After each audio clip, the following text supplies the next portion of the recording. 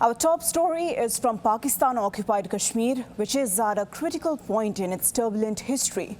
For close to 2 months, thousands of anti-government protesters demanding economic and governance reforms have taken to the streets, braving the brutal crackdown perpetrated by Islamabad at the behest of Pakistan Army Chief Field Marshal Asim Munir.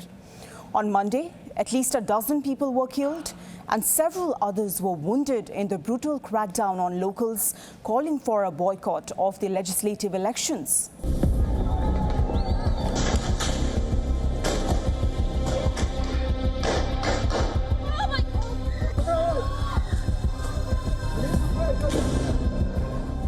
Pakistan-occupied Kashmir has been rocked by 8 weeks of anti-government protests with no end in sight. Tensions are running high on the streets with heavy police presence, but the protesters are in no mood to relent. The principal actor behind these protests is the Joint Awami Action Committee, or JAAC, led by activist Shaukat Nawaz Mir. A grassroots umbrella organization which represents traders and civil society groups, the JAAC emerged in 2023 as the leader of an anti-government protest movement across Pakistan-occupied Kashmir. In the run-up to the elections for 45 seats to Pakistan-occupied Kashmir's Legislative Assembly, the JAAC had called for a region-wide strike to protest the reservation of 12 seats for refugees. It is to be noted that these seats are contested by candidates who do not live in Pakistan-occupied Kashmir but elsewhere in Pakistan. In response, the regional government banned the activist group on the 5th of June under anti-terrorism laws.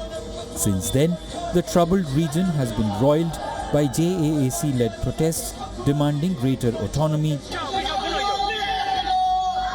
Pitched battles have been fought between supporters of the outlawed JAAC and security forces, in which, according to JAAC, at least 67 people have been killed and dozens others have been wounded.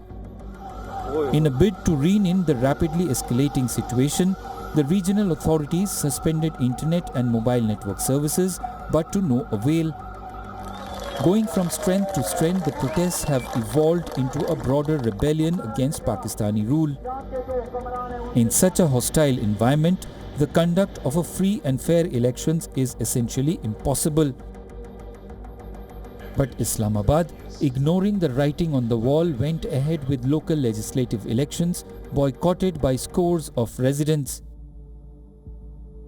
On 27th of July, 13 constituencies of Mirpur division in the Pakistan-occupied Kashmir went to polls, which were marked by brutal crackdown on residents boycotting the elections. According to the JAAC, at least 20 activists have been killed and dozens injured in clashes with law enforcement personnel in Pakistan-occupied Kashmir since the first phase of elections on Monday. It is to be noted that the polls were conducted amid a communications blackout, political unrest, and armed crackdown and allegations of widespread rigging. The issue of brutal crackdown by Pakistan military resonated with protests in the United Kingdom as well. On the 28th of July, JAAC supporters held a demonstration outside the Pakistani consulate in Bradford against what they labelled as atrocities committed by Pakistan. Pakistan's Defence Minister Khwaja Asif, however, doubled down on the protesters, levelled them as enemies like India and ruled out any dialogue with them. But the protesters, despite severe restrictions and brutal crackdown, have continued their fight, giving rise to serious questions about the future political trajectory of the region.